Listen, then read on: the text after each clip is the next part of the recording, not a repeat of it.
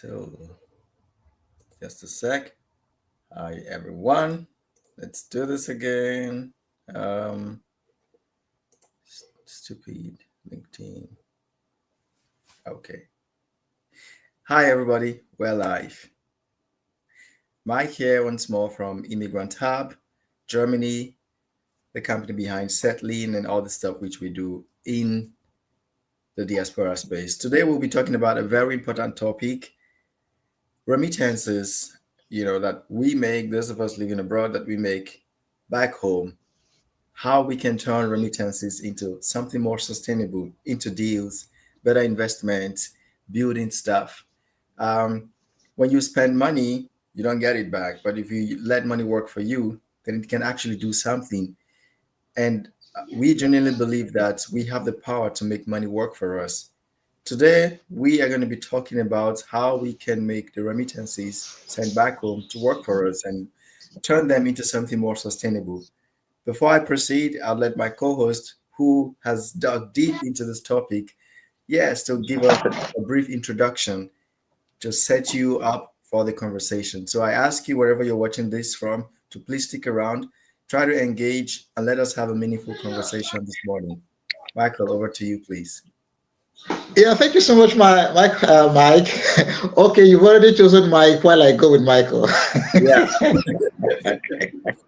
All right, so now, yes, in terms of turning remittances into better deals, Yeah. beyond that, like how the Indians and the Chinese people develop their nations using the diasporas in terms of knowledge transfer and all of that, remittances, and to transform their technology and all that. So these are the main issues. So it's beyond just the remittances which you used to families back at home. How can we use this to influence key government decisions that brings about sustainable development? So Yeah. that is what it's all about today, Michael. So over to you. Yeah. Okay. Just to dive right into it. Can you give us an idea of the numbers? So run the numbers. You were telling me this backstage before we went live. Give us an idea of the numbers. Who are those countries remitting the most from abroad back home? Who are those countries, or which countries are those that are making the best use of it? And maybe start from the numbers of Africans living abroad. Let's know, what are the number of Black people, of Africans living outside of their home country. Could you give us a rundown of the numbers, please? Yes, according to IOM and other data available, the South Africans are more living abroad, followed by the North Africans. Now, there are also indicators. If you want to look at it from, for some countries like Cape Verde and all of that, about 50% of their population are living abroad. So But that's a small country. The countries like Cape Verde and is there Estonia and all that, those countries that are not so, not like about 45 to 50% of their populations are living abroad. Okay.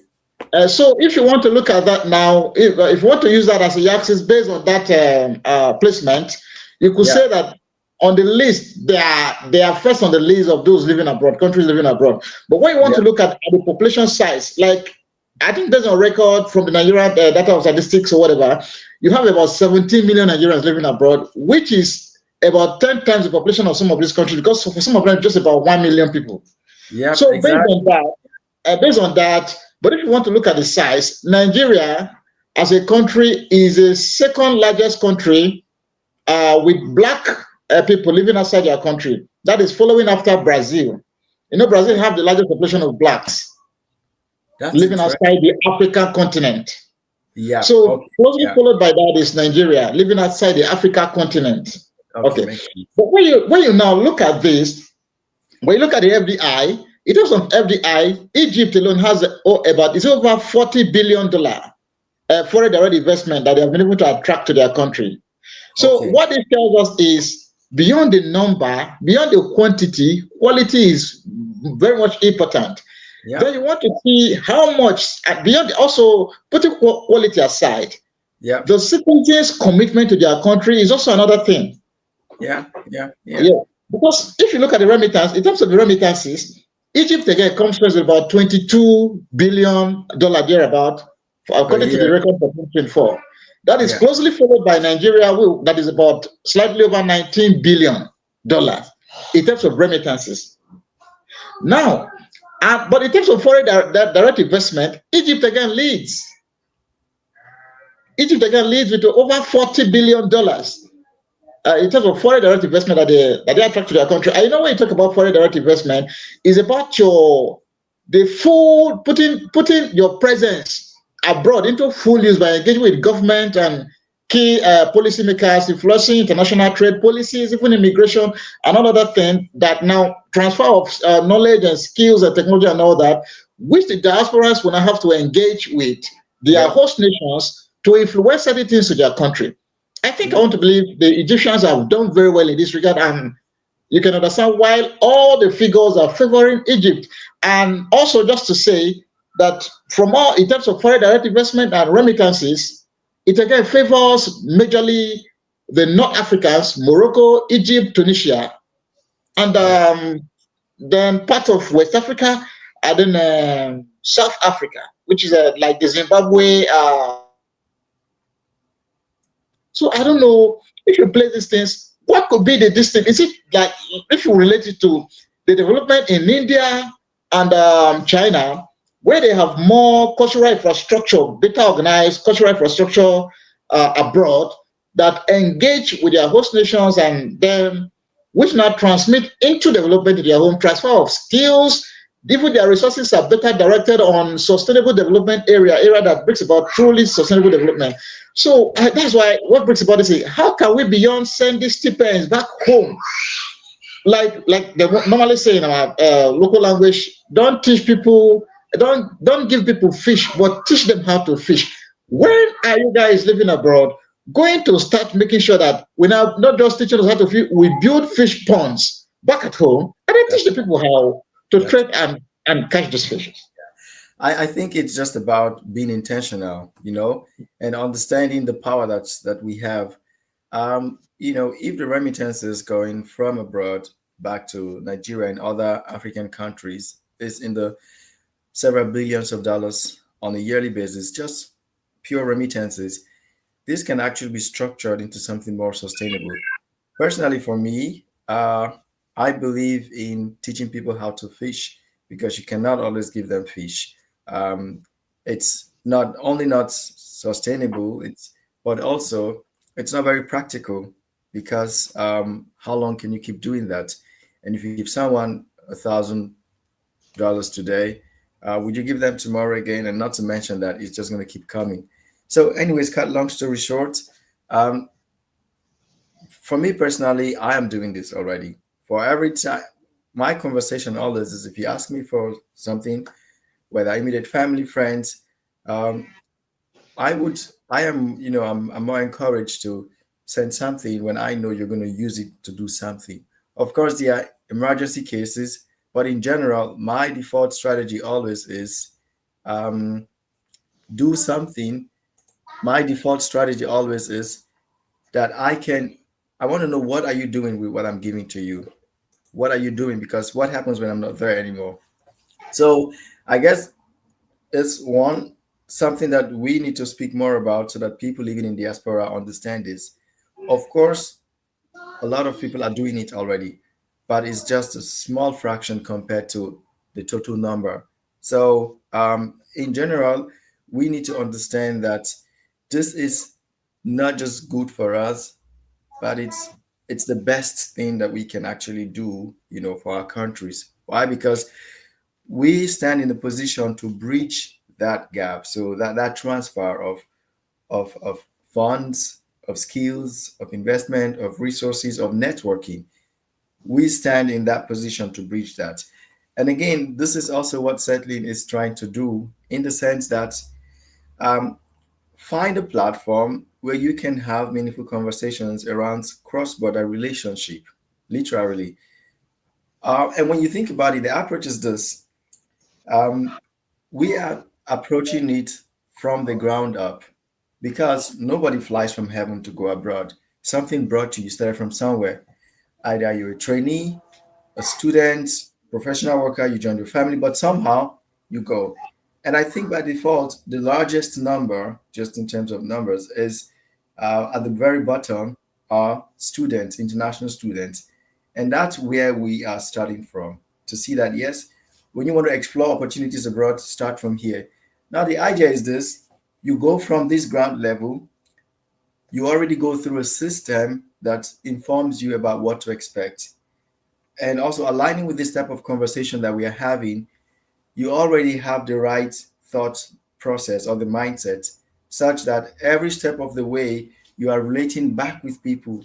The first thing that you're doing, you're sending that knowledge, how you moved abroad, using settling, for example. And then subsequently, as you settle down, there are also other people who came before you. You also transfer that knowledge to them.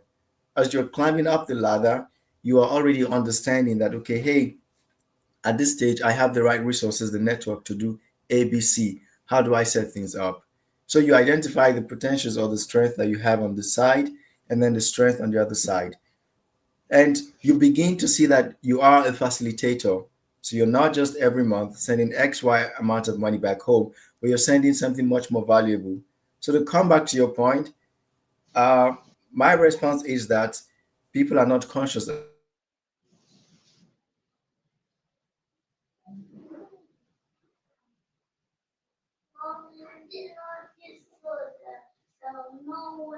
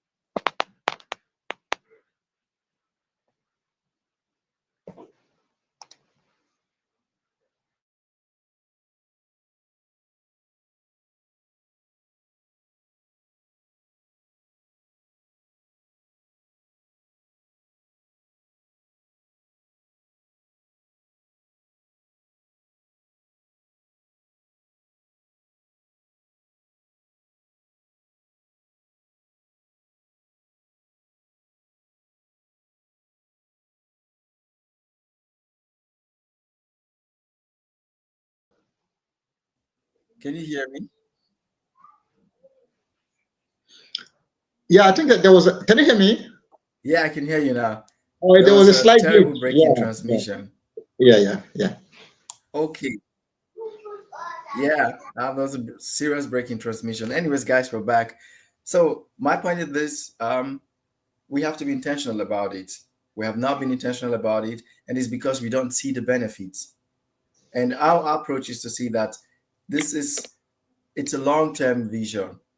And now you start from the bottom up. But for those who are already up, we hope that they hear this conversation, they watch this live stream, they watch this conversation and understand, because it's the best way for everybody, both those living abroad and also those back home. Okay, now I like it where you said where you mentioned that the role of the diasporans is to act as a bridge. And That's also, right. if I may also add, they are not just to act as the bridge; they are to be the bridge. Be the Because bridge. Yeah. yeah, it's to be the bridge because you are the bridge. It's not able to act as because you act Yeah. as what you are not. So you are the Yeah. bridge. This is what the Asian communities, India, and the rest of them, China, and even Japan, and all that. That's what Mhm. We're really the having. transfer of technology and skills and knowledge. It was also done from the Hong Kong and also Korea and other places, um, especially the Silicon Valley, where their professional communities in these places now either remotely or physically have to move back home to make these things happen, which has Mhm. now led to the boom in their technological industry and their Yeah. economy by extension, which is Yeah. more sustainable. Yeah. Now, and now also what you guys are supposed to do is to reinforce diplomatic ties and influence the conversation and initiate this conversation that bring about better diplomatic ties, more Yeah. robust one, that Yeah. brings about all the transfer of knowledge and skills and technology and all of these things. Yeah, Part of yeah, what the likes of China and India was done is to export their culture. Okay, true. export their culture and all that. But now, but what I think is, like we've always mentioned here, like I think your own watchword, you say one of your best word in the dictionary is sustainability. Yeah, 100%. If you say about that you like sustainability a lot, I think I can you like I can always say that. So now, but in our dealings, in our engagement with the people back at home, especially with parts of South Africa, South and West Africa, Yeah, we have not been very intentional, like you said, about going after activities that are sustainable.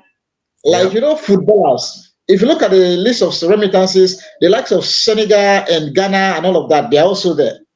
All right, in the mm-hmm. remittances, we have a good number of West Africa countries because Yeah, we are very good in football. One thing football does, like the other day when we're talking about football, we saw that Africa is one of the, in terms of remittances, we rake in a lot of money from football. So when you see yeah, the remittances, it will be from areas like sports yeah, where we thrive a lot. So mm-hmm. because for the likes of Senegal, Senegal is on the list of the top 10 countries with the highest recipient of remittances from diasporas. Now, but Yeah, when you yeah, look at in the area of tech and technology, AI development and all that, we are we're not doing anything. We have Africans who are gurus in these areas, who are doing really well, especially Nigerians and all that, who are doing yeah, very well. I mean, top one of the best software developers in the world today. They are from Nigeria and other parts of Africa. yeah, But we're not going to think of exporting this thing back home, or yeah, either to bring about sustainable development. Also, putting pressure on government, even back at home and abroad, to make yeah, policies that make the transfer of this knowledge and skills and the technology possible. Because sometimes bureaucratic bottlenecks can stifle these things that we are talking about. yeah, What do you think? What can we do? I think we have to start from organizing the communities, our migrant communities abroad, organizing ourselves to a yeah, formidable force. Because it seems, you can easily remit money. You don't need to anything special to remit money. If you transfer money, I've already remitted money. You send money to your family community, you have remitted money. But yeah, to be a better organized structure that will have something substantial and sustainable, we need to find a way to come together as a community, mm-hmm. and from that way we will also will really be able to influence key policies and decisions, trade decisions and all that, charters and agreements that will really lead to the development I want to see. What do you Yeah, think we can do about this? How can we come up with as a better organized community of Nigerians, of Senegalese, of Ghanaians, and all that? Then aside that, they can come together as a community of West Africans living abroad, living in Canada, living in Germany, living in USA, so that we can begin to like influence decisions. When you have, I'm very sorry, please, when you have corrupt leaders back at home, you can influence decisions about what to do with policies after they are out of office. And some right. of these things like that. We also see in places like Iran and Iraq how their technocrats who are living abroad, who are advanced, come back home to contest elections and win to transform their countries. You people don't want to come back and contest. You don't want to be part of the electionary process. You don't want to put pressure on government so that your votes will count. What is going on, Michael? Ooh, that's it's really deep. It's deep, and there are different phases to it. I will Yeah, try to touch some points which are coming to my mind right now. yeah, The first part is stability on the part of the people living abroad, because yeah, you need to have your 2 feet standing very well before you can do anything else. So there's that first part. And now, talking about abroad, it also depends on the part of the world.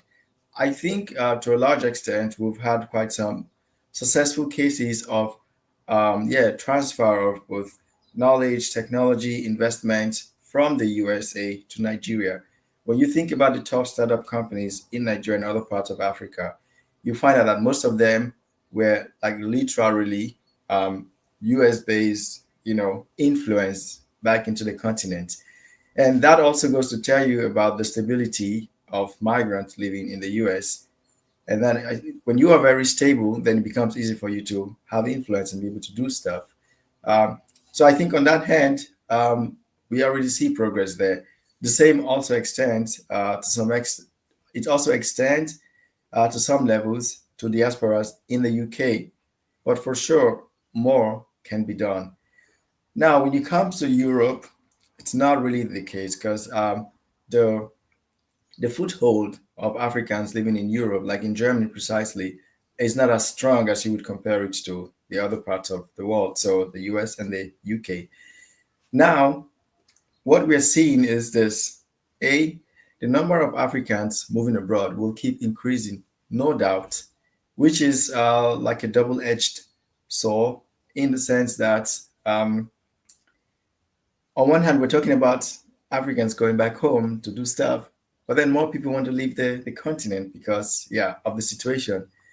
But this can also be our strength in the sense that more people are empowered and they can come back home and do stuff, right? But I think the bottom line always is, how settled are you in the current location that you are before you can start giving up? Because you can only give what you have. If you don't have it, you can't give it. And that leads me to the second point, which is about the people living abroad thinking long term. In the last couple of weeks, I've been making several trips, connecting with friends, talking about wealth building and generational financial sustainability, or in general, generational wealth building. Why? Because I'm living abroad now, or for a while. Same with my friends. We're married, we're having kids, and so on and so forth. um, our kids are going, like, the country where they are born is the first country that they know. It's their home country, so to speak, regardless of their roots. And now the question is, do we want them to undergo the same struggles that we went through? No, I think that's going to be bad for any parent to let their children undergo the same struggle, especially when they have the opportunity to set them up for life. Where I'm going to again is this: it is really deep. It's something generational. It will not happen just in one generation, but it can become a basic knowledge which is transferred. I give you a practical example. Your kid is born in Germany. For every kid that you have in Germany, the government pays you 255 euros as child support, call it whatever. The parent get that money for the kid until the kid turns 18 years old, and in some cases, even up to 25 years old. I'll land my point in a second. This is like money that you get for your child. In most cases, if you're a decent parent, that's more than enough for the needs of your child. It's not paying house rent, it's not paying a lot of things that the kid doesn't have to pay for, right? So, what do you do with this money as a parent? You can invest 10%, 20%, even 30% of that money for your kid, which will compound over the years. By the time your kid is 10, 15, 18, that's a lot of money. Where I'm going to is this: there's already capital for that kid. By the time the kid is coming out of secondary school or ready for the uni.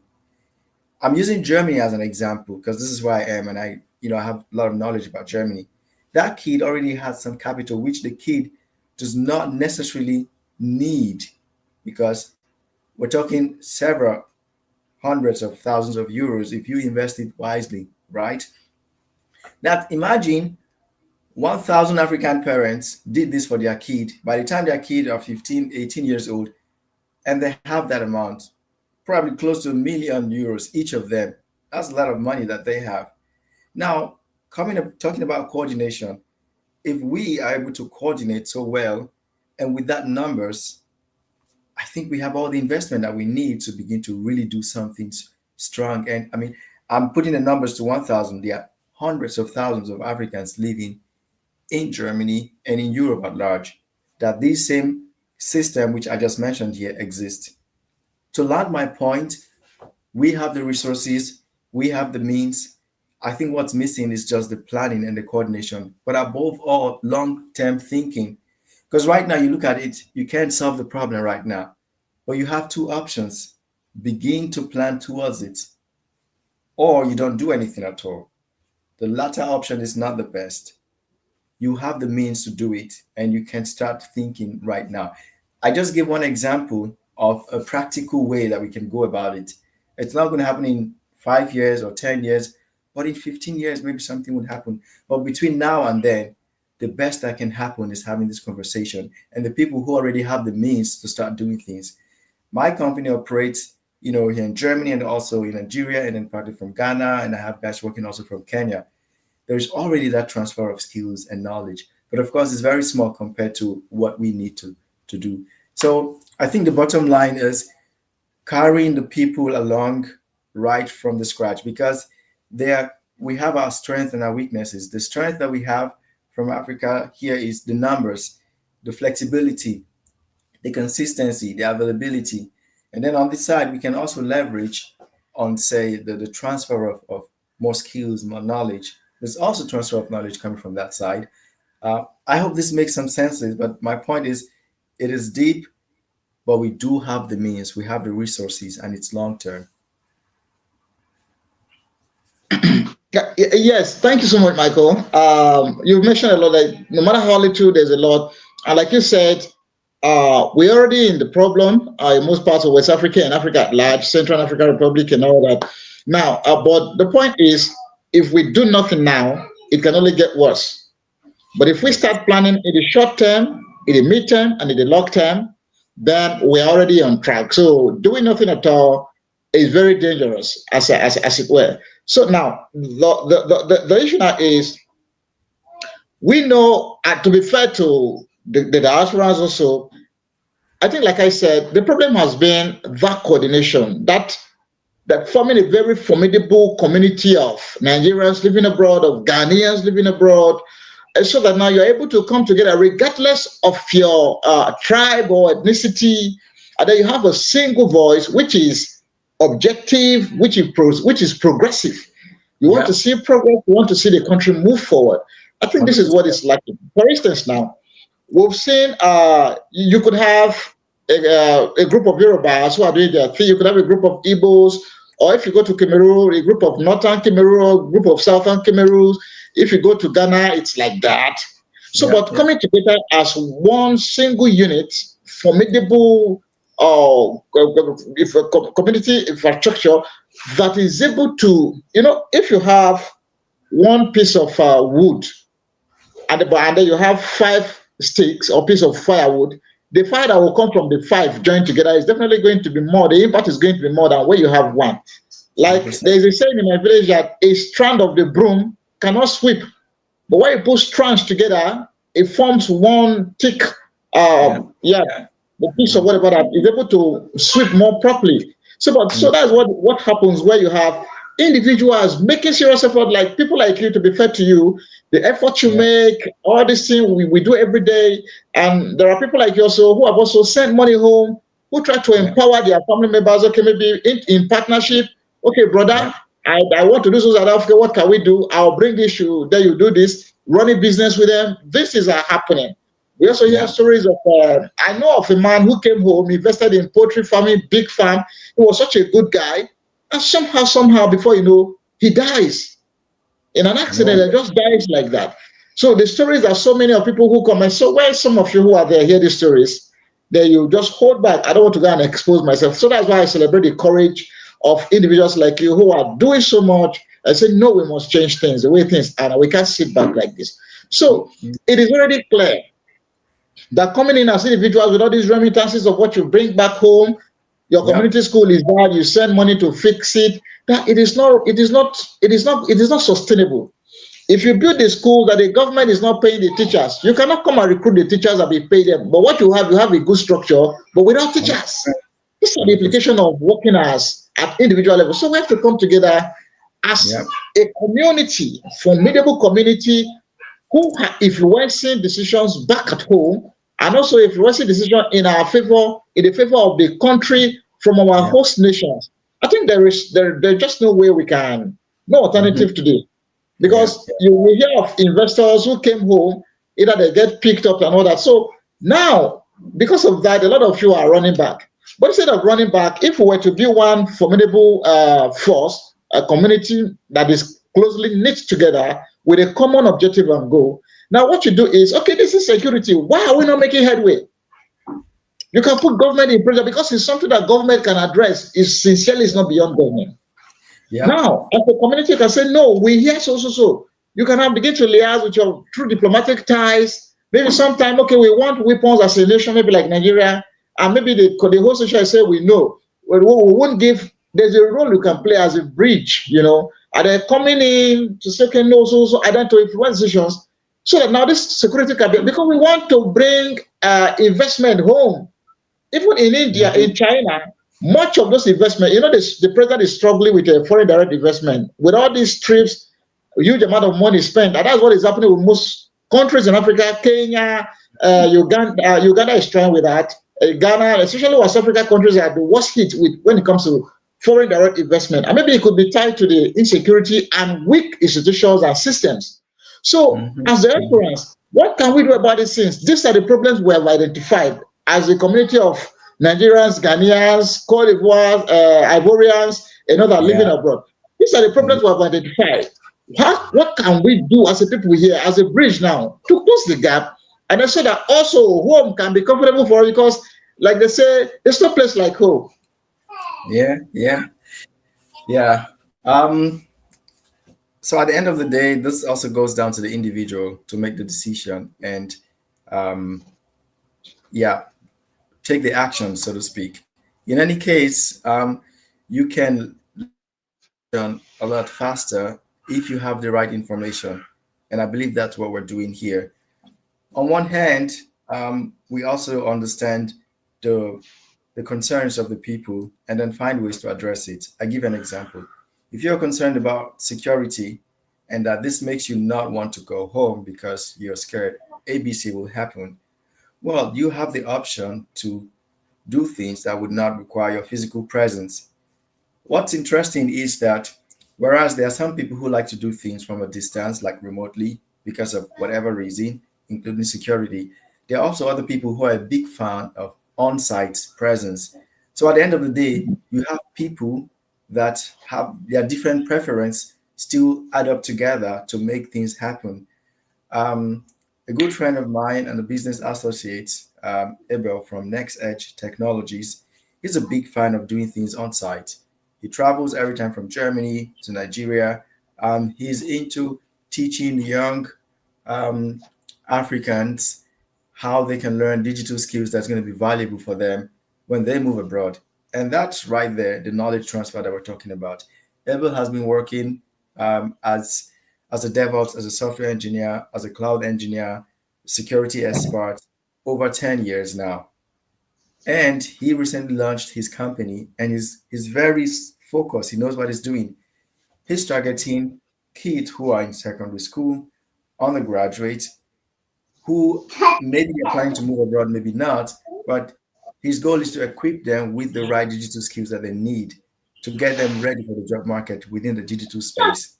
This is happening. I work with him, other guys work with him. We are contributing our knowledge, our resources to his overall vision. And he's a big fan of being on site right there in Nigeria doing stuff.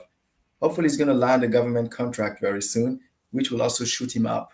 That's just to give you one example out of many.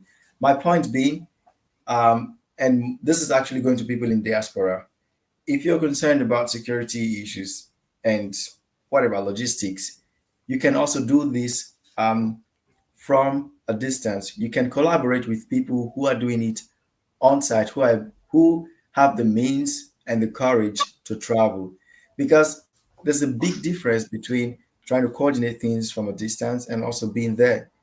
But the good thing is you have both options because there are people who are doing this. And now, coming again to the point of, yeah, cross-border communication, collaboration, facilitating, we also need people that are reliable, that yes, if I give you $10,000 to do ABC, that I can expect something from it. If we have a plan to do something, that we can get result, because it's also frustrating on the side of someone living in diaspora who invests their personal income to do something and they can't see the results. And maybe going also to those in diaspora, one thing I've come to learn is this. I was doing, the calculation of my expenses, with all the remittances back home. It will surprise you that in a year, it was close to, not close, it was more than 50 million naira Wow. in just a year. And that's just me as an individual. This is from, okay, remittances to guys working for me, family, everything. I was just checking it because I track everything. Over 50 million naira. Now, if I had this as cash and were to invest it in something right away, hard to say, but one can argue that the impact that you would make if you had it as cash versus when you just spread it over that 12 month would be more. So where I'm going to with this is another point to think about. If you're not there yet, because for some of us, yeah, we cannot just wait and keep the cash for. No, we spend on the go, invest on the go, we use the money on the go. The company is running. You need to keep the running costs up. So if you're not there yet, what you can think about, if you have the means, keeping this in bulk, and if you have that cash, and then go into a particular project, it's a lot faster to scale up, you know, than if you would stretch it over a period of 6 months, 12 months, or however that might take you.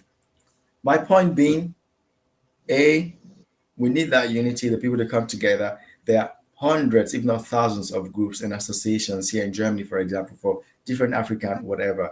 This community, that community, that community. It's like there's so much division, and the more the people are divided, then the less the impact. Like the example that you gave, I'm not all about, hey guys, let's form one big African Union organization. Practically speaking, it will not work. But what I do believe that is going to work is bringing people with a common interest. And it still comes back to my point of thinking long term. And I am a big fan of focus on what's working, double down on that. Because if you're trying to chase everybody, you will just drain yourself and drain the little resources which you have. So who are the Yeah. few people that you can actually build something with? If there are two persons, it's a good one to start with because each of you will know another person. And then that becomes four. Each of those four know another person. And then it goes, it might seem slow, but then the few people that can start can show practical example of what they've achieved. And if you can show what you've achieved, it becomes easier to get other people on board. I genuinely believe that the people in diaspora can do a lot for, back home, which is also good for them, because then, yeah, home is home, like it or not. Someday you're gonna go back there, and you don't want to meet it as you left the place. You want it to be better. So the contribution of everyone, no matter how small, really counts. But what I would like to say is, um, I personally am not waiting until everyone unites to do whatever. I'm working with a few people that I can work with and see the result that we have, show that result, and bring more people. Because if someone sees that you've successfully done something, you don't have to convince them about doing that. They see it for themselves. And I think the results is all we need to have, no matter how small it is, so that others can come. So maybe just winding down on the topic. What I genuinely believe is that A, we have the means, that's for sure. We have to think long term. And with the problem is so huge, we know that. And so I would not dwell on thinking about the problem so much, trying to analyze it and all that. I would focus on what I'm able to achieve right now, the little results. I would also focus on like minded people like myself who are also on that path, and then let the result begin to speak for itself. And I think by doing this over time, we will have so much power to now begin to make those decisions changes or policy changes, in a way that's going to favor everybody. Because we all want to see a society that is safe, that grows, and above all, that is sustainable. All right, thank you so much. I'm not going to wait until everybody is on track. I will do what I can. You'll get Yes. the right kind of people with common objective and like minds, and Yes. double down on that because it's difficult to go gather everybody. These are some of the key words that you said here, and we can't wait Yeah. until it is all right. We have Yeah. to just do what we can do. You've also cited examples of persons who are making headways in different areas, like the friend of yours who you mentioned in the tech industry, trying to build, to get the next generation ready for the challenge ahead and all of that. So I think this is also one of the ways to go. It's better to do anything at all than to do nothing at all. Like the law of Newton law of is it whatever I got forgotten is it says for there is an equal and opposite reaction to every action, and that 100%. the body will continue to stay in this state of rest unless when acted upon an external force. Yeah. So because if we just sit back like that, nothing happens. But for every single effort made, there is an equal and opposite reaction, and Yeah. which cannot be taken for granted.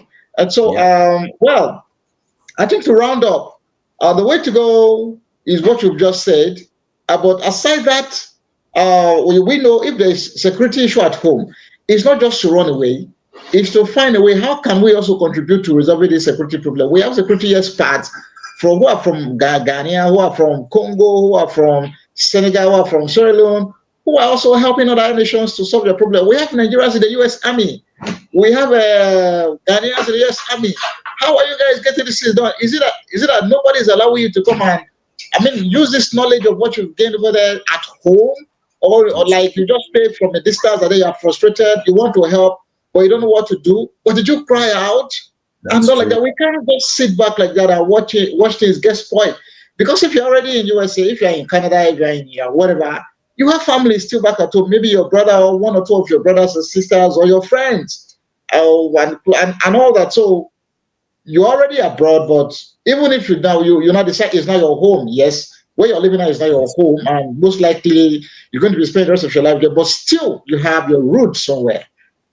You have a commitment to your host nation, and there's still some level of commitment that you still have to your country of origin. So it's kind of tricky, but somehow you have to carry the boat along as you try to defend the USA as a U.S. citizen, to defend the integrity of the U.S. territory as a U.S. citizen, a proud military.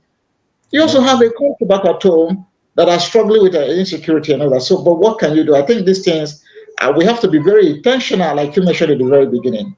Yeah, 100%, 100%, Yeah. yeah.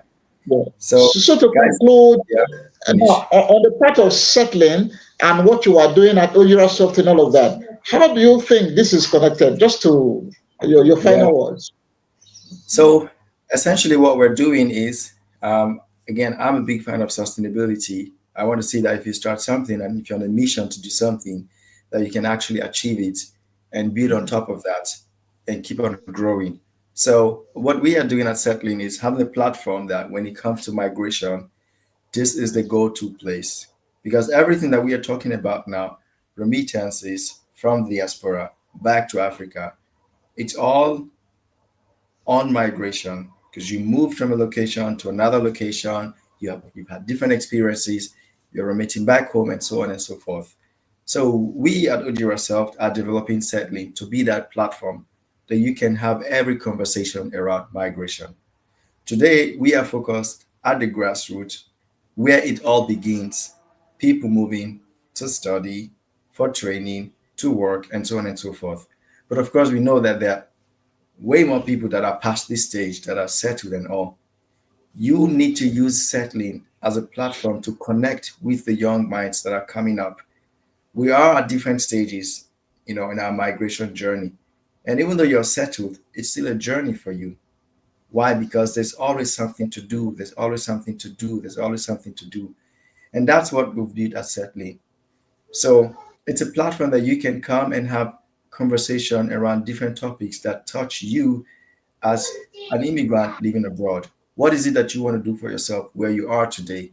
What is it that you want to do for your home country? Where is a safe platform to begin to have this conversation, to build the like minds that we're talking about here?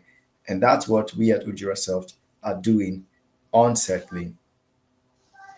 Well, that's what's so good to know. So, I think, like they always say, follow who know road, because there's a way. Because I think one thing is, like I was trying to say, one thing is quantity, another thing is quality.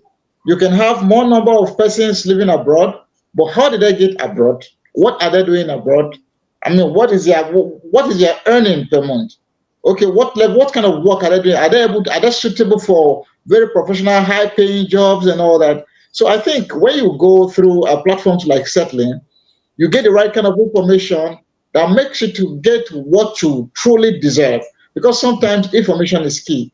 And so, which is why I think Settling is really doing something really nice. And again, also, if you may add, as settling begins to continue to help people to migrate seamlessly and in the right way that is sustainable, I think an orientation should also be part of what you do, where you give Yeah. people orientation on, okay, this is what you do. This is you are coming back from a country, some level of duty that you still owe that country. Or like you will always mention on this platform, yes, yeah, okay, you are here now. This is not your home. Don't be thinking that your home is still somewhere, or you're not in Germany. Germany is your home, but it's kind of tricky. You still have some people back at home where you're coming from. I think maybe you can continue to after some sort of customer service after the purchase of an item, we could continue to provide all of this, some of this service again, like continuous Absolutely. orientation of those whom you use to migrate and cross over to Europe. Because sometimes when they come over, the struggles and the all the enjoyment and all of that that come with it, it could easily make somebody to forget about some Yeah. realities and some other functions or duties that you can still have to play for your home or country of origin, like putting Yeah. government under pressure and making them to do the right thing. Mm. I mean, During that's Buhari, very sorry, please, very sorry. During the Buhari's administration, protest was an offense, and it is even made worse now under Tinubu. But during Buhari's administration, we had the Nigerians who are protesting abroad. Okay, since we couldn't protest at home again, they were helping us where they come for meetings, where they come to the hospitals. They will tell them, go back to Nigeria, go back to the hospital in Nigeria, and stuff like that. This is a way of ensuring that our leaders do the right thing. They come to the hospital where they are lodged and say, go back to the hospital. You didn't build this one. Go back home and go and stuff like that. So these are some of the things that the diasporans can do. It's not just about sending money home, you yeah. know. Yeah. Yeah. Yeah. We will get there. Definitely, we will get there. I'm a big fan of thinking things through, and then following through. And Yeah, I think we take it one step at a time just to see that we have a clear vision of where we're going. Because if you miss yeah, that vision, yeah, then you yeah, just yeah, get lost. And I feel like that's the difference between, to a large extent, the difference between an activist and a true leader or a good politician. yeah, Because yeah, you understand the game, you understand the people, and you know that, hey, it's not all about you just coming and doing whatever. You need yeah, to outbeat the other person, yeah, because that's the main objective. If you exhaust yeah, yourself in some ways, then you won't have the strength to actually achieve that objective. And to yeah, everyone watching from, your different countries, especially if you're outside of your home country, uh, keep thinking, planning. I know that you have good intentions for your country. I know that you want to do something good for where you come from. I know you want to do something good for your home, but then you're scared about ABC. That's okay. You're human. You want to keep yourself safe, because if you're not safe, you can't do nothing. So it makes a lot of sense that you're scared, because then that teaches you to plan better. I want you to understand that there are like-minded people like you. You know, we are on the same journey. We're thinking, we're strategizing. Of course, we will not sleep there. But then at every point in time, for every action that you take, think about the reaction that comes and how you're going to double down on that. Because at the end of the day, you have a clear vision where you're going to, and you want to make sure that you're able to, play the game, beat all your opponents and get there. It's not going to be easy, but I think if we come together, we can achieve more. So don't sweat it. Africans and diasporans, let's turn our remittances into deals. We can do that.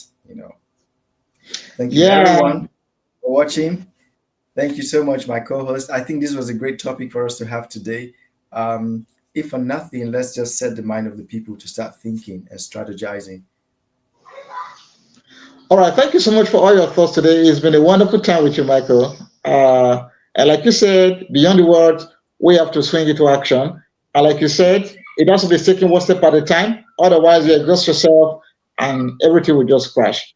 But again, yeah, God bless Africa and God bless all of us, and especially those of you over there in diaspora. May God continue to give you all the strength yeah. and the platform to do what you need to do. Yeah.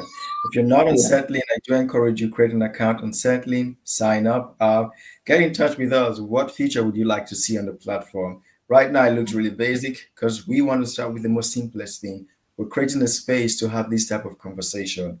We're thinking sustainability. We're thinking you being able to settle nicely. We're also thinking connecting like-minded people together, Create an account on Settling. Send us your thoughts. We want to hear from you. What would you like to see? What are you planning? Is this something you want to share?